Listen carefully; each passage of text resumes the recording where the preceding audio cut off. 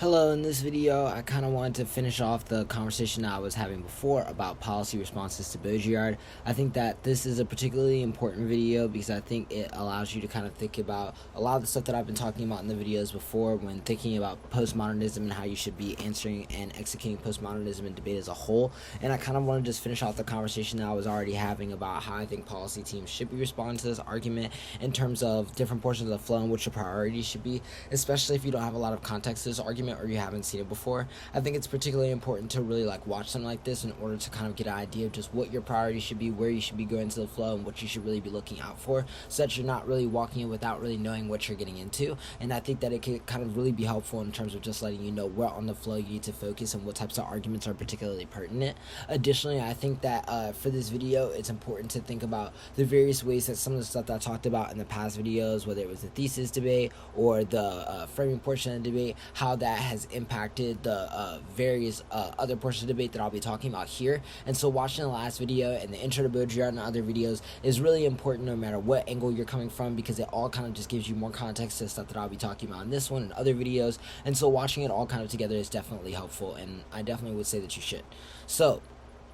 in the context of this particular video, I want to start out talking about the link debate. I think that when you're doing the link debate against Baudrillard, it's particularly important to think about a lot of the concerns that I talked about on the thesis portion of the last video, closer to the end of the video. I ended up talking a lot about the ways in which I think that you can respond to these thesis level arguments, giving a lot of examples of the ways in which information that has been given to the public or public advocacy has changed policy in the way that it has actually been implemented in the law, and starting to use that in both the debate context and out of debate context in order to make these arguments really pop. And I think at a top level, this is really where you want to start how you're answering the link debate, because it kind of gives you a base to just work off of in terms of why it is possible to do politics in such a way that would allow the public to be not only well informed, but allow us to have a particular way of understanding the world around us that is important for actually changing the material world. And then I think from on that, you can kind of start making arguments about why your particular impact in the context of the way that you're thinking about the world and the way that your AF particularly thinks about the world is particularly important.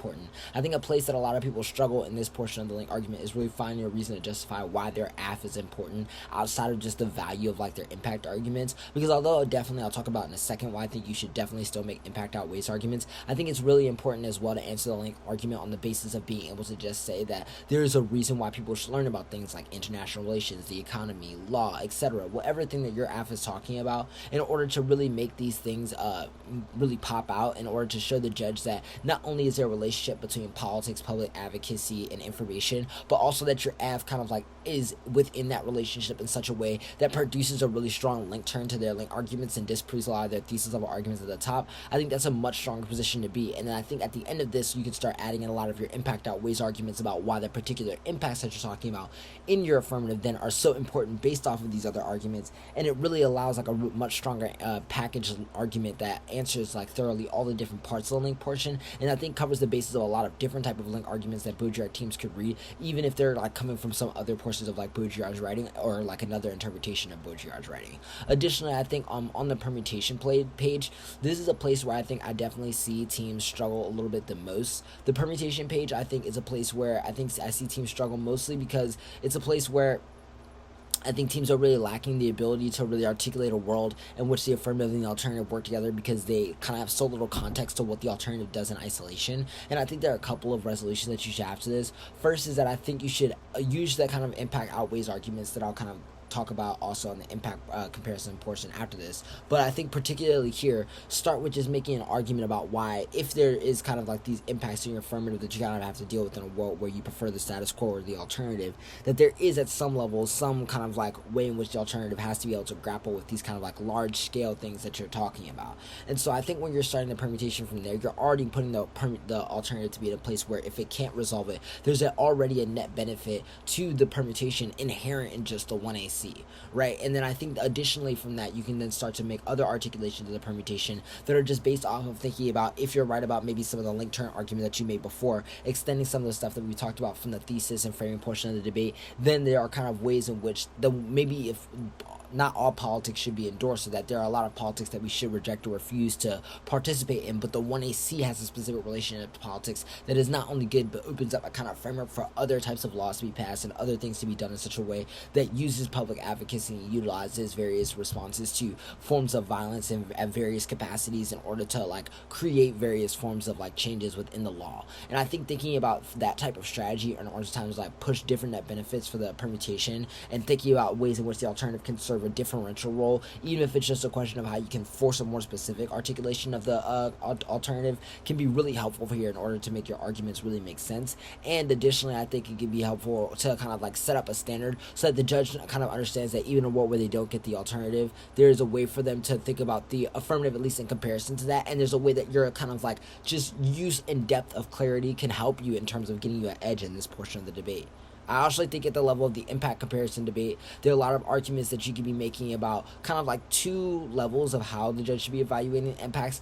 but I think they play into each other, and I think you should definitely kind of play on the relationship that they have towards each other, and that's kind of the relationship between like the standard how the judge should evaluate impacts and the way in which you want to articulate the importance of your impact themselves. I think at a top level, for instance, if we were to say that your standard for how you think the judge should evaluate impacts is like utilitarianism, that if you're justifying utilitarianism, obviously you want to talk about all the reasons that it operates as a way to think about how we can like weigh various political strategies and think about how that relates to the overall value of human life and why that allows us for a consistent standard of judgment. But you also want to make an argument when you're talking about this in the specifics of your affirmative that explain that in a world where your impacts are so kind of probable and the magnitude of them are just so big on their own without there even being a standard of evaluation, that it justifies the kind of like standard that you're trying to push at the top. And so that either way, if you're ahead on one or the other claim, you're still getting a lot of value in being able to justify the other, because you're pushing the interaction between your standard, how the judge should be evaluating it, and why it's so strategic for the way in which your impact actually come out into the debate.